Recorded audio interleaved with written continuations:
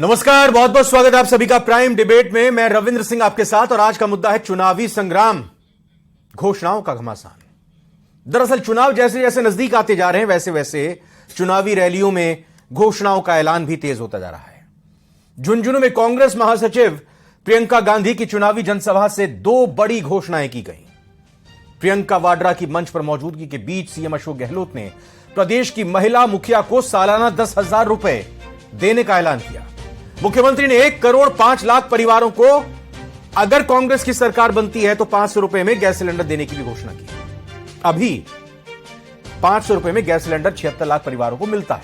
उधर बीजेपी ने कहा कांग्रेस सिर्फ हवाई बातें करती है और जनता को प्रलोभन देकर सिर्फ भ्रमित कर रही है। इसी मुद्दे पर चर्चा करेंगे, पहले एक रिपोर्ट देख लीजिए। चुनावी घमासान, घोषणाओं का ऐलान।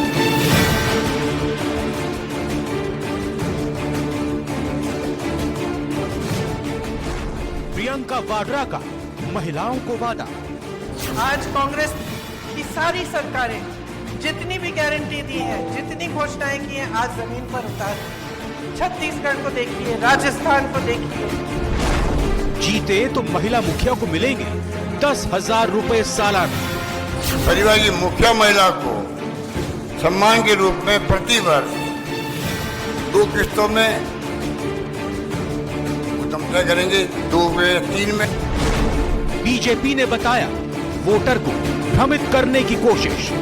क्या एक और आदर्श आचार संहिता के लगने के बाद सरकार ने जो महंगाई राहत कैंप के नाम पर जो अन्नपूर्णा किट बांटने की बात कही थी, तो सरकार ने बजटीय प्रावधान नहीं किया था। चुनावी संग्राम, घोषणाओं का घमासान। तो चुनावी संग्राम है और घोषणाओं का घमासान यहां पर छिड़ चुका है। जाहिर तौर पर इस घोषणाओं से कितना वोटर प्रभावित होता है और एक दूसरे पर क्या आरोप प्रत्यारोप लगाए जाते हैं, कौन कितनी बड़ी घोषणा करने का दावे करता है, इसी पर चर्चा करेंगे। 4 खास मेहमान जुड़ चुके हैं, एक एक करके सभी का स्वागत करते हैं। बहुत बहुत स्वागत करना चाहेंगे। हमारे साथ जुड़ चुके हैं अरुण शर्मा जी, प्रवक्ता हैं कांग्रेस के, स्वागत है आपका। डॉक्टर निमिषा, प्रवक्ता बीजेपी, आपका भी स्वागत है। मेरे साथ शंकर नारोलिया जी, आरएलपी से हैं प्रवक्ता, बहुत बहुत स्वागत शंकर नारोलिया जी आपका। और वरिष्ठ पत्रकार के तौर पर आशुतोष रावत जी आज आउटडोर से जुड़े हैं हमारे साथ, बहुत बहुत स्वागत है आशुतोष जी। पहला सीधा सवाल मेरे को बताया अरुण शर्मा जी, ये आज जो 2 घोषणाएं की गई हैं, क्या कारण है, कितना प्रभाव इसका पड़ेगा और इसके पीछे सोच क्या है? देखिए रविंद्र, सोच बड़ी स्पष्ट है। जिस तरीके की महंगाई देश में व्याप्त है, पूरे देश में व्याप्त है, और गरीब का जीना मुहाल है ऐसी हालत में, तो ये बड़ी पहल है राजस्थान सरकार की कि उसने ऐसे में इन तबकों को राहत देने का बीड़ा उठाया है, जो कि अनपैरेलल्ड है। किसी और राज्य ने ऐसा इनिशिएटिव नहीं लिया। बीजेपी की तो बात 1 करोड़ 4 एक मिनट ये बताए ना, 1 करोड़ 5 लाख कौन से वो परिवार होंगे जिनको 500 रुपए में गैस सिलेंडर मिलेगा अगर सरकार बनती है? 10,000 रुपए 3 या 2 किस्तों में जो मिलेंगे महिला मुखिया को, कितनी संख्या उनकी होगी और इसका क्या फायदा राजस्थान को, महिलाओं को मिलेगा, ये बताइए सर, टू द पॉइंट। देखिए रविंद्र, जो उज्ज्वला योजना है केंद्र की, बिल्कुल वो सही है, बहुत लिमिटेड दायरे में लोगों का फायदा उठाती है। वो दायरा बढ़ा दिया गया है। 76 लाख परिवार है राजस्थान में, ठीक है। हाँ, और अब ये 1 करोड़ 4 लाख और परिवारों को इसमें जोड़ा गया है। कौन से परिवार होंगे वो? जोड़ा जाएगा सर, जोड़ा गया नहीं है, जोड़ा जाएगा, घोषणा हुई है अभी जी। हाँ जी, हाँ, जोड़ा जाएगा ही कह रहा हूं। मतलब ये 24 और 4 28 लाख, वो कौन से 28 लाख परिवार होंगे उज्ज्वला योजना से इतर? वो पूरा डिफाइन कर दिया जाएगा, लेकिन इसमें मध्यम वर्ग भी मतलब सर घोषणा कर रहे हैं तो डिफाइन पहले होना चाहिए, पूरी संभावना है। अरे डिफाइन करने से क्या नहीं मालूम आपको? पूरी नहीं, मैं बता रहा हूं इसकी कवरेज व्यापक हो जाएगी। अच्छा चलिए, 1 करोड़ 4 लाख का मायने कुछ होता है। अपने प्रदेश की पॉपुलेशन 8 करोड़ है। बिल्कुल सही, अगर 1 करोड़ परिवार इससे लाभान्वित, ये महिला मुखिया को 10,000 रुपए मिलेंगे सर, इसके पीछे सोच क्या है? इससे क्या लाभ और फायदा, कितनी महिला मुखियाओं को फायदा होगा प्रदेश में अगर बात करें तो? सेम अगेन, फिर मैं कह रहा हूं कि जो my heart goes for poor people, और मैं सिर्फ घोर महिला गरीबी की बात मुखिया, नहीं कर महिला रहा, मैं मुखिया उन सर, लोगों- आप उन लोगों मतलब, की मैं समझना चाह रहा हूं अरुण शर्मा जी, महिला मुखिया जो हुए हैं जी, मैं- जो चुनकर आती मैं हैं, कोशिश कर रहा हूं सर पुअर जाने। पीपल के पुअर पीपल से आती हैं सभी। न केवल वो, बल्कि मैं सोच रहा हूं आज के जमाने में रविंद्र, आपको पूरा आइडिया होगा कि 10 से 15 हजार रुपया पर मंथ कमाने वाला व्यक्ति या उसका परिवार कितनी दुश्वारियों से काम चलाता होगा। जैसे कि सर मैं टू द पॉइंट पूछ रहा हूं आपसे सवाल, मुझे ये बता नहीं पा रहे हैं मैं आप। to the point 10,000 बता रहा रुपए हूं, किन ये महिला की, सिर्फ- सर मतलब मेरा समझना ये है सर, घोषणाएं अगर कर रहे हैं तो होमवर्क भी तो होना चाहिए। 10,000 रुपए कितनी महिला मुखिया को मिलेंगे, कितनी महिला मुखिया हैं, इसके पीछे की सोच क्या है, थोड़ा इसका भी आप उल्लेख करते तो बेहतर होता। बहरहाल मैं हटकर बात करता हूं, क्योंकि आज एक बड़ा सवाल उठाया गया, और वो सवाल ये उठाया गया कि आप ये बताएं सर, स्मार्टफोन देने की जो घोषणा की गई थी कांग्रेस की सरकार से, कितने करोड़ स्मार्टफोन बांटने की या कितने लाख बांटने की बात कही गई थी, ऐलान कितने का किया था? देखिए 1 करोड़ 10 लाख के करीब ये घोषणा बांटे की कितने गए हैं? originally 40 लाख फोन ऑलरेडी बांटे जा चुके हैं। 17 लाख कहे जा रहे हैं तो बीजेपी की तरफ से कि 17 लाख पर आके 14 लाख 17 लाख पर आकर स्टॉप हो गए। 40 लाख का शुद्ध आंकड़ा है, और बीजेपी का तो जो फर्ज है वो पूरा करेंगी। देखिए उनका नैरेटिव तो टोटली नकारात्मक दुष्प्रचार करने का है, इसमें हमें कोई शंका नहीं है। आज ही उदाहरण ले लीजिए, सुबह आज भरतपुर में एक भाई ने ट्रैक्टर चला के दूसरे भाई की हत्या कर दी, और संबित पात्रा जो इनके राष्ट्रीय प्रवक्ता हैं, और उन्होंने प्रेस कॉन्फ्रेंस ले ली इस बात में। आपको क्या कि ये लॉ एंड ऑर्डर का सवाल है। हाँ, तो ये लॉ एंड ऑर्डर का सवाल समझ में नहीं आया कैसे होता है। निमिषा, ठीक है सर, मैंने बहुत सवाल पूछ लिया अब आपसे। निमिषा जी, ये आपकी तरफ से नेता के प्रेस कॉन्फ्रेंस कर रहे हैं कि 14 या 17 लाख कुछ इसी तरह का आंकड़ा बता रही है, तो अरुण जी बोल रहे हैं 40 लाख महिलाओं को मोबाइल बांट दिए। ये बात तो स्वीकार कर रहे हैं कि 1 करोड़ प्लस का ऐलान किया था पहले। देखिए, एक मेरा निवेदन है आपसे, क्षमा मांगते मैं आपके प्रश्न को ओवरटेक करते, सबसे पहले मैं इनका जवाब देना चाहूंगी। निर्मम, निर्लज और इससे ज्यादा निम्नता नहीं होगी कि एक व्यक्ति को ट्रैक्टर चला करके इतनी निर्दयता से उसकी हत्या की गई, और इसकी हत्या को ये हत्या नहीं मार रही, एक नहीं है। कानून व्यवस्था की बात नहीं कह रहे, कानून व्यवस्था का मुद्दा नहीं है। भाई ने भाई को मारा, ये कानून व्यवस्था कहां से हो गया? जिन पर कांग्रेस की यही था ना सरकार अनुज जी? ऐसे ही ट्रैक्टर चलाती रही है। जी, अब मैं आपको बताती हूँ, कानून और लॉ एंड ऑर्डर की हालत तो राजस्थान में बद से बदतर है। अब मैं आपके आती हूँ मूल प्रश्न पर। आपने आज घोषणा की 10,000 रुपए हम देंगे। कर्नाटक में सेम घोषणा की थी इन्होंने, गृह लक्ष्मी योजना, जिसमें इन्होंने 2,000 रुपए देने का वादा किया था, और आज उस गृह लक्ष्मी योजना को, उस गारंटी को इस आधार पे निरस्त किया गया कि टेक्निकल फॉल्ट है। अभी हम देखेंगे कि महिला मुखिया कितनी है कर्नाटक के अंदर, और आधार और जैम जिसका लगातार राहुल गांधी विरोध कर रहे थे, उससे लिंक करके देखेंगे। तो ये दोहरे मापदंडों की जो कांग्रेस की रीति नीति है ना, या तो कर्नाटक की कांग्रेस अलग है, राजस्थान की अलग है। आज यहाँ प्रियंका गांधी वाड्रा आई है राजस्थान की। मैडम निमिषा जी, देखिए कर्नाटक के हिसाब से कर्नाटक में घोषणाएं होंगी, नहीं ना, राजस्थान के हिसाब से राजस्थान में भाई एक साथ थोड़ी है, तो राज्य सरकार अपने हिसाब से करेंगे जहां जो जरूरत है। क्यों नहीं? देखिए, राज्य सरकार ने की, वहां पर गारंटी दी थी कि हम 2,000 रुपए देंगे महिला मुखिया को, वहां वो योजना निरस्त हो चुकी है। तो ये 10,000 की जो घोषणा चुनावी मौसम में आकर के प्रियंका गांधी वाड्रा जी कर रही है, हाँ। जो मात्र राजस्थान की राजनीति में सिर्फ टूरिस्ट के नाते आती रही, जब 35,000 महिलाओं की अस्मिता लुट रही। मैडम आप टूरिस्ट कह रही हैं, 10 सितंबर को टोंक में वो आई, 20 अक्टूबर को दौसा में आई, 25 अक्टूबर को झुंझुनू में आई। एक महीने के अंदर करीब उन्होंने 3 दौरे कर लिए। एक परिवार एक चुनावी मौसम में आ रही है, वो एक परिवार से मिलने गई, क्या एक भी परिवार को जाके सांत्वना देने की कोशिश की उन्होंने? जहां पर भिलवाड़ा में जिंदा बच्ची को जला दिया जाता है गैंगरेप के बाद। क्या वैशाली नगर थाने जयपुर के अंदर 2019 में महिला अपनी शिकायत दर्ज कराने जाती है, लेकिन शिकायत दर्ज नहीं होती है, जिंदा आत्मदाह कर थाने के अंदर। क्या प्रियंका गांधी आई दौसा की उस बच्ची के साथ, जब अपहरणकर्ता उसको लेके जा रहे थे? अरुण शर्मा जी, ये बात तो सही है कि बीजेपी से पूछकर या बीजेपी को बताकर तो प्रियंका गांधी आपके नेता जाएंगे नहीं, लेकिन जहां पर ये महिलाओं से लेकर अपराध हुए, लड़की हूं लड़ सकती हूं, अगर उत्तर प्रदेश में, मध्य प्रदेश में प्रियंका गांधी जाती है, तो फिर राजस्थान में क्यों नहीं आई? बीजेपी ये पूछ रही है।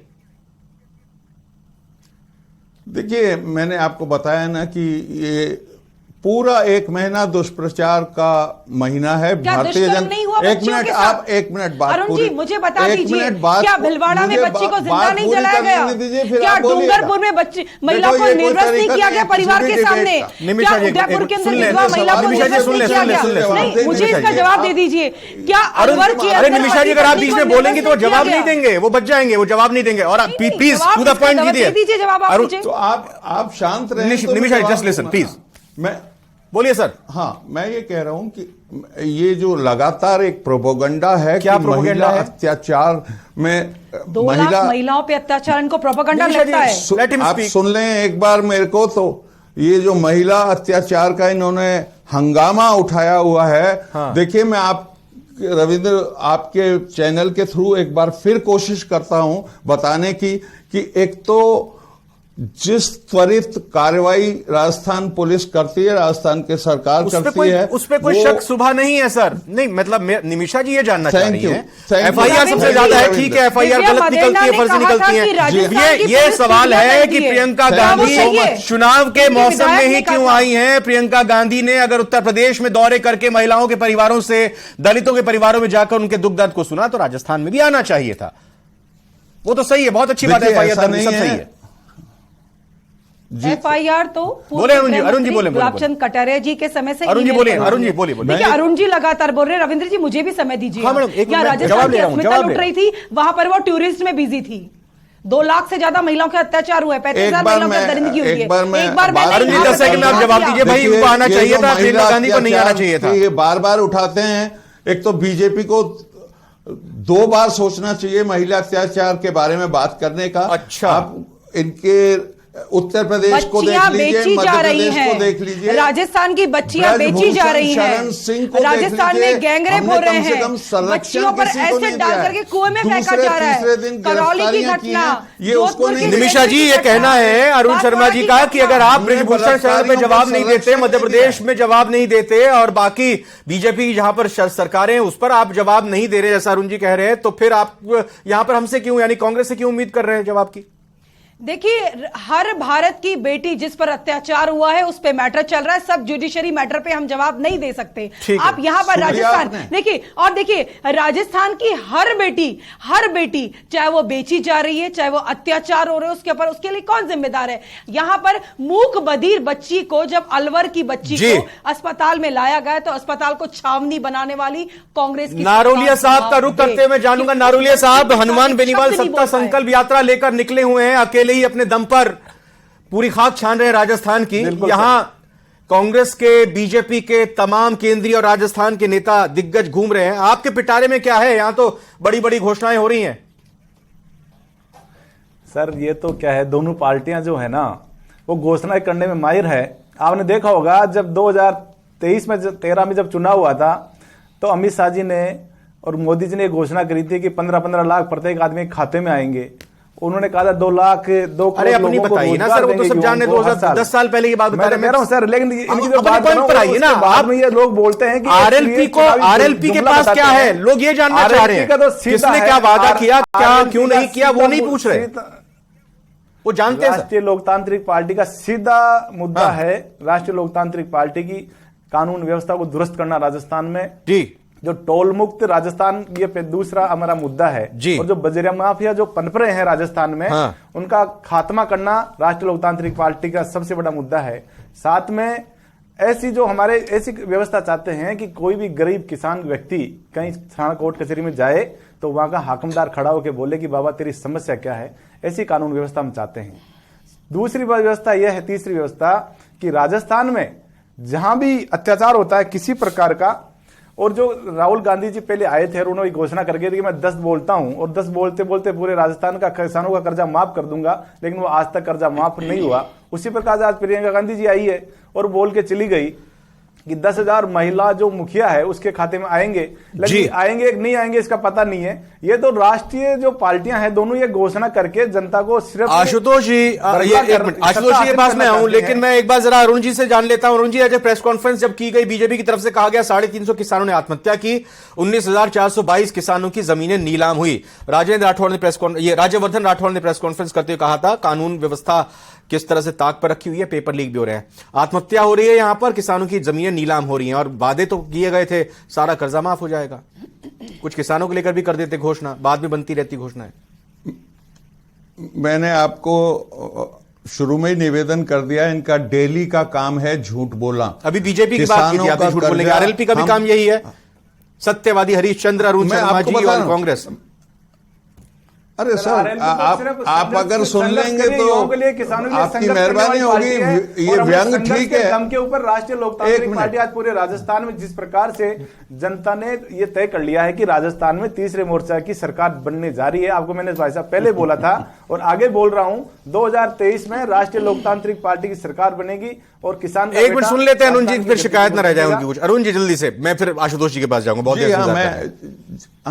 मैं ये कह रहा हूं कि ये देखिए, जब भी ये प्रवक्ता और इनकी प्रेस कॉन्फ्रेंस से हैं, ये जब भी करेंगे इनके 10-15 हजार वोट कटेंगे, क्योंकि ये सारी गलत बातों का विरोध कर रहे हैं। मुझे एक चीज बताइए साहब, किस चीज का अरुण शर्मा जी बड़े जानकार हैं, राइट टू हेल्थ का विरोध किया है।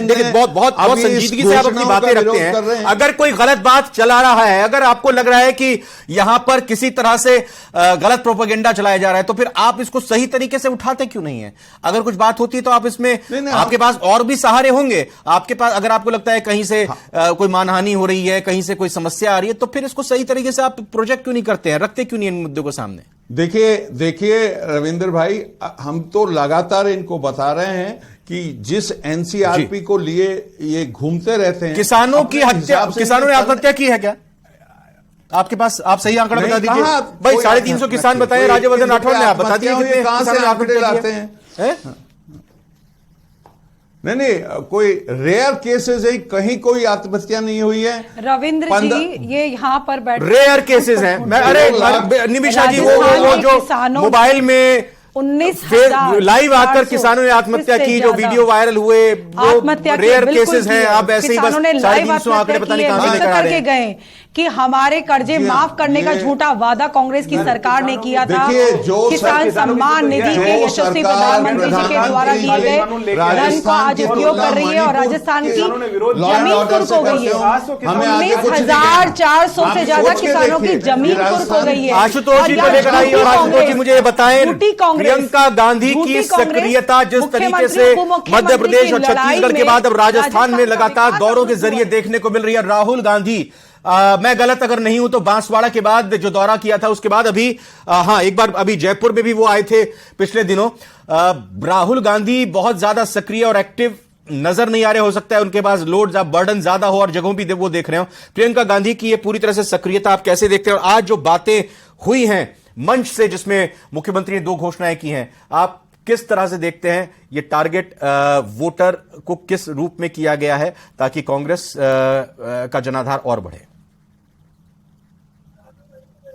देखिए, जो पहले रविंद्र जी आपने बात कही कि कांग्रेस लगातार घोषणाएं कर रही है और आज भी जो 2 बड़ी घोषणाएं प्रियंका गांधी करके गई, अगर वोटर्स की नजर से देखें तो रविंद्र जी हमने देखा कि पिछले 6 महीने में जिस तरह से 10 गारंटी योजनाएं मुख्यमंत्री अशोक गहलोत राजस्थान के लिए लागू करवा चुके हैं और यह 2 नए चुनावी मुद्दे जिनको कि वह चुनाव के बाद वोट मिलने के बाद सरकार बनने पर लागू करेंगे प्रदेश में, यानी कुल मिलाकर के हम कह सकते हैं कि 12 बड़ी योजनाएं, और या ये कहें कि कांग्रेस की रणनीति इस बार क्षेत्र की, प्रदेश की समस्याओं से जनता का ध्यान हटा करके जो उसके द्वारा जनता के लिए काम किए जा रहे हैं उन पर फोकस करना है। इस बार कांग्रेस को लग रहा है कि शायद इस तरह की फ्रीवीज बांट करके लोगों को, वोटरों के एक बड़े वर्ग को अपनी ओर आकर्षित किया जा सकता है और सरकार रिपीट की जाती है।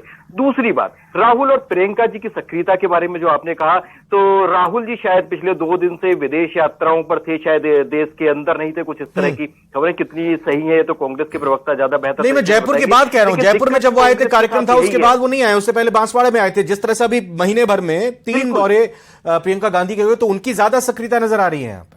ये तो खैर कांग्रेस का अंदरूनी मामला है, लेकिन फिर भी हमें तो इस पर विश्लेषण करना ही होगा।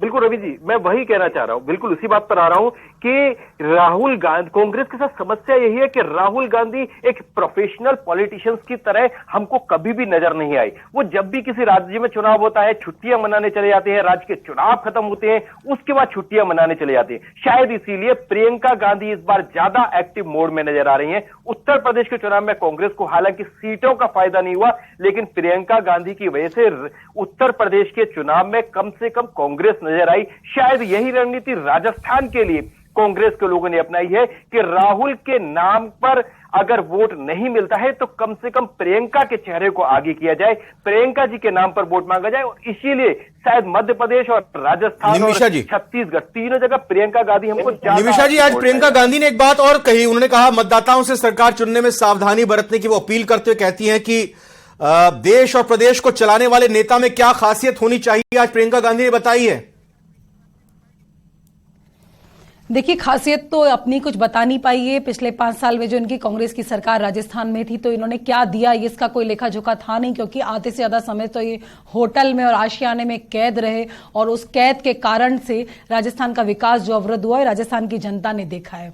कोई योजना इनके पास है नहीं। चिरंजीवी योजना की पोल खुद देवा मदेरणा ने हॉस्पिटल में जाके खोली है। स्वास्थ्य की बात करें तो शिक्षा की ढोल की पोल अंग्रेजी शिक्षा माध्यम तो कर दिया, ना तो अंग्रेजी में शिक्षित टीचर्स थे इनके, ना स्टूडेंट उसमें लेना चाहते थे। और रही बात सुरक्षा की, कानून व्यवस्था की, तो बद से बदतर हालत है।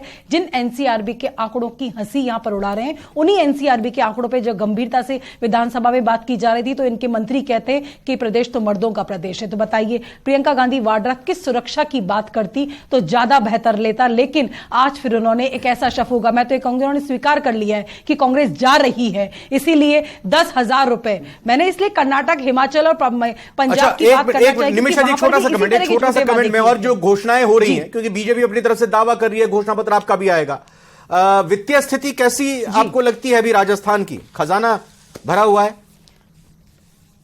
देखिए, राजस्थान के प्रत्येक व्यक्ति पर 63,000 रुपए से ज्यादा का कर्जा है और राजस्थान मैं बिल्कुल, मेरे पास वक्त नहीं है, इसी पर जवाब जल्दी से अरुण शर्मा जी। अरुण शर्मा जी, 63,000 का हर व्यक्ति पर बोझ है, पर ये घोषणाएं और बोझ तो नहीं बढ़ाएंगी? रविंद्र, मेरी आपसे प्रार्थना है कि जब भी बीजेपी कोई आंकड़ा दे आप उसको एक बार चेक जरूर कर लें। ये फिर एक बार मेरी आपसे विनम्र अनुरोध है कि जब भी बीजेपी की आप तैयार रहिए कि बीजेपी इस तरह के आंकड़े देगी, आप मान के जो बैठे हैं आप उसकी काट के लिए अपने भी आंकड़े तैयार रखिए। हम अपनी तरफ से तो देंगे, लेकिन आप रखेंगे अपनी बात तो उसमें ज्यादा वजन होगा। जी हां, ये कोई 65,000 करोड़ रुपए का कर्जा नहीं है। ऑन द कॉन्ट्रेरी, नहीं, उन्होंने पर सरकार हर एक व्यक्ति पर 63,000 के कर्जे की बात कही है। हर व्यक्ति पर 63,000 का बोझ है राजस्थान में। नहीं, वो गलत है। वो 28,000 करोड़ का प्रत्येक व्यक्ति पे 28,000 करोड़, लेकिन आप केंद्र की सरकार क्या बोल रहे हैं ये? पिछले 16 प्राइम मिनिस्टर 28,000 करोड़ का प्रत्येक व्यक्ति पे कर्जा है। 54,000 करोड़ का कर्जा है। आज की तारीख में जल्दी से नारुलिया साहब ये बताइए कि भाई पैसा भी तो चाहिए होगा, पैसा है क्या? आप तो दावे तो पता नहीं क्या क्या कर रहे हैं। आप जल्दी से नारुलिया जी जल्दी से आवास की बात करती, जल की बात करती, बिजली देने की बात करती, स्वास्थ्य की बात करती, राष्ट्रीय लोकतांत्रिक पार्टी भ्रष्टाचार मुक्त राजस्थान में सरकार देगी और किसानों के लिए, जवानों के लिए, महिलाओं के लिए काम करेगी। आशुतोष जी, राजस्थान में 10 सेकंड का मैं कमेंट चाहूंगा। ये जो आप कह रहे हैं कि जो घोषणाएं हैं ये खजाने पर भार डालती आ रही हैं, क्या पूरा ट्रेंड चेंज होता जा रहा है हाल फिलहाल के पिछले दशक के चुनाव में और आगे देखें? वोट लेना चाहते हैं लेकिन वोट आशुतोष जी लेंगे। बिल्कुल रविंद्र जी, देखिए बिल्कुल रविंद्र जी, देखिए दिल्ली की सरकार ने जिस तरह से फ्री बीज बांटना शुरू किया, आजकल ट्रेंड बढ़ता जा रहा है कि हर राज्य सरकार उसी मुद्दे पर चुनाव लड़ना चाहती है और वोट पाना चाहती है, लेकिन कुल मिलाकर के ये बोझ हम सब और सवाल भी यही था, असल मुद्दों से क्या हटकर ये चुनावी घोषणाएं क्या वोटर को प्रभावित करेंगी? प्राइम डिबेट का प्राइम सवाल लगातार चल रहा है, हां और ना, 2 ऑप्शन थे और इसमें जो ऑप्शन में जवाब आया, हां 79% यही लोगों का मानना है और ना कहते हैं 21%। प्राइम डिबेट में